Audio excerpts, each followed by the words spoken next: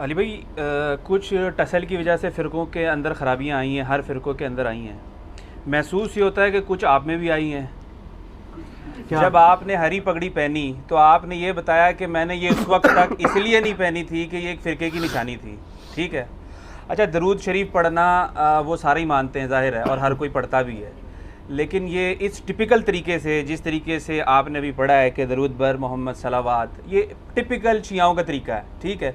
एक तरफ आप बिद्दत को इतनी मतलब एक्सट्रीम पे लेके जाते हैं कि अब्दुल्ला इब्न उमर के सामने एक बंदे ने पढ़ दिया कि अल्हम्दुलिल्लाह वस्सलामु अला रसूलिल्लाह, तो आप बताते हैं कि दरूद का अब्दुल्ला इब्न उमर के मैं भी कायल हूँ, लेकिन इस टाइम पे इस तरीके से जो है पढ़ना वो साबित नहीं है। तो ये आप टसल में तो नहीं कर रहे हैं जलाने के लिए? नहीं नहीं नहीं, ऐसा नहीं है।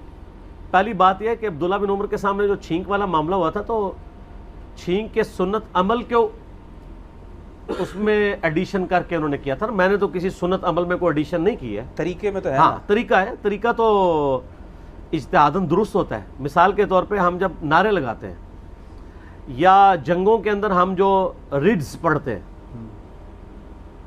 तो नबी इस्लाम की असल मौजूद है ना उसमें कि आपने रिड्स पढ़ा है, अन नबी ला कज़िब, मैं नबी हूँ, इसमें कोई शक नहीं है, झूठी बात नहीं, मैं इब्न अब्दुल मुत्तलिब हूँ। तो हमारी इनके साथ इल्मी जंग जारी है। हम रिड्स पढ़ रहे हैं। ये हमारा रिड्स है सलात बर मोहम्मद व आले मोहम्मद, अल्लाहुम्मा सल्ली अला मोहम्मद व अला आले मोहम्मद। और फिर इसको सपोर्टिव वो हदीस भी है मुस्नद अहमद में फदलुस सलात अला नबी में कि नबी इस्लाम ने फरमाया कि जो किसी मजलिस में शामिल हों और अल्लाह का जिक्र और दरूद किए बगैर उठ जाएं तो वो जन्नत में भी पहुंच जाएं, वहाँ पे भी उनको हसरत होगी कि हमने वो लम्हे में दरूद शरीफ क्यों नहीं पढ़ा था। तो ये नारे ही हैं। और दूसरा, ये मुझे इसलिए भी टॉन्ट नहीं किया जा सकता कि ये जो अहले हदीस नारे तकबीर लगाते हैं, ये किस हदीस में आया हुआ है नारे तकबीर अल्लाह अकबर? नहीं, हदीस की तो बात नहीं है ना। हाँ, ठीक है। तो मैं बिदत की डेफिनेशन में तो बड़ा लाइट हूँ, मैं तो सख्त नहीं हूँ। मैं तो बिदत की डेफिनेशन में आता ही नहीं हूँ। मैं कहता हूँ मन अहदथ फी अमरिना हाज़ा, हुजूर ने जो तालीम किया उसको चेंज करके करें। वैसे तो आप जो मर्जी करें, हम अब मुहर्रम में जो मजलिस कर रहे हैं, नबी इस्लाम ने तो मुहर्रम की मजलिसें नहीं की हैं।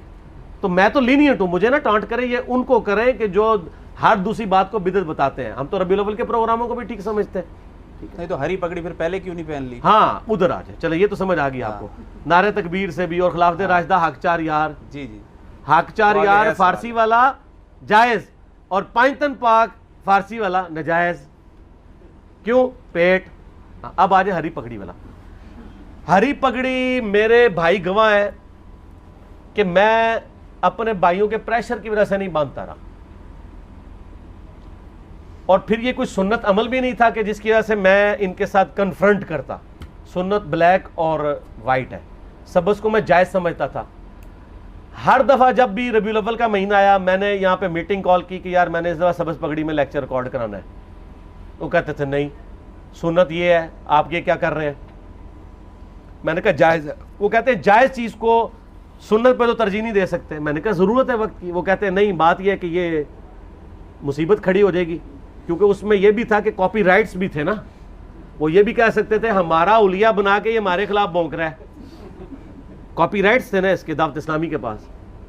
तो मुझे ये बात रखली की कि वाकई वो ये भी कह सकते हैं कि यार इसने देखो हिट्स लेने के लिए यूट्यूब पे हमारा उलिया अडॉप्ट किया है ताकि पब्लिक देखे कि हमारा दावत इस्लामी का बंदा है और बोल रहा हमारे खिलाफ है।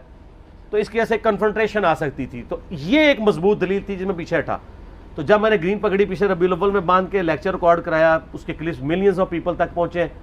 रबीउल अव्वल शरीफ पे तो बरेलवियों के क्लिप नजर ही नहीं आते हैं, जो भी खोले मेरा ही निकलता है। सर्च में जाके लिखें तो वो ग्रीन पगड़ी में है। तो उसके स्टार्ट में मैंने ये बात की थी कि अब चूंकि इसके कॉपीराइट्स खत्म हो चुके हैं, कॉपी स्ट्राइक का खतरा नहीं है, स्ट्राइक हो जाती है ना। तो इसलिए मैं अब इस मामले को भी, जिससे मैंने कई सालों से दबाया हुआ था कि मैं ये कहता तो था कि कलर कोई भी जायज़ है, तो मैं प्रैक्टिकली वो पहन के भी बता दूं। तो आज मैंने ऐसे कुर्ता तो ग्रीन ही पहना हुआ है। वैसे अली तशरीफ भाई ये भी कह सकते हैं कि यार ये ज़रा बच के रहना, नारा तो हमारा ही वाला लगा रहा है, कहीं इल्मी किताब ही ना बना दे। क्या चीज़? नारे का धोखा दे के। नहीं, मेरा ख्याल है शिया की जो पब्लिक है अब तो उन तक बात पहुंच चुकी हुई है। उनको पता है कि हम किसी को कुछ नहीं बनाना चाहते। आप देखें, यहाँ पे हज़ारों लोग ऑल ओवर द वर्ल्ड आ चुके हैं, हर संडे को आते हैं 30-40 लोग, आज तो काफ़ी सारे लोग आए हैं दूसरे सिटीज़ से। आज तक कोई बंदा बताए इधर बैठा हुआ कि मैंने आज तक किसी से उसका फ़िरका पूछा हो या आप तारुफ कराएं जी किस फ़िरके से हैं। मुझे इंटरेस्ट, मैं कहता हूँ हाँ जी आप अपना तारुफ करें, कितने से वीडियोस देख रहे हैं, कोई सवाल है करें, इससे ज़्यादा नहीं।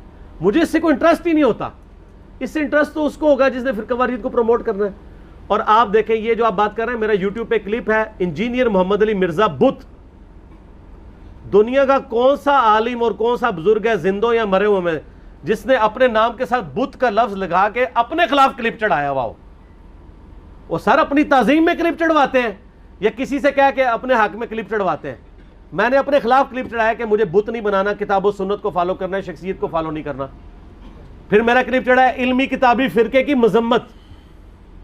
ये किसी बरेलवी देवबंदी अहले हदीस ने नहीं चढ़ाया, मैंने चढ़ाया हुआ है कि अगर मैं ये शेर पढ़ता हूं तो इसको रिज्ज लिया करें।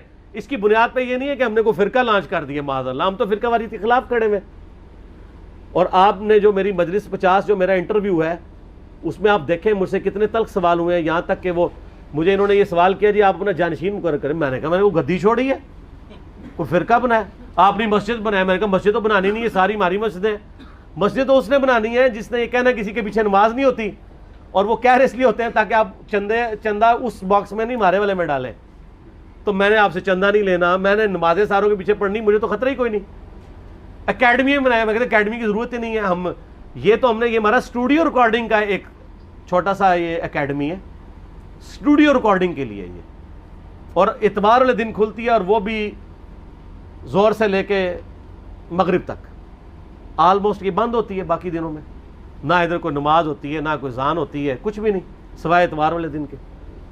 तो जिन लोगों ने ये किस्सा कहानियाँ लेके चलना होता है ना, उनके लिए प्रॉब्लम होता है। मेरा ख्याल है अब काफ़ी टाइम हो चुका है, थोड़ा सा दूध पत्ती का और समोसों का वक्फा कर लेते हैं, ठीक होगा जी।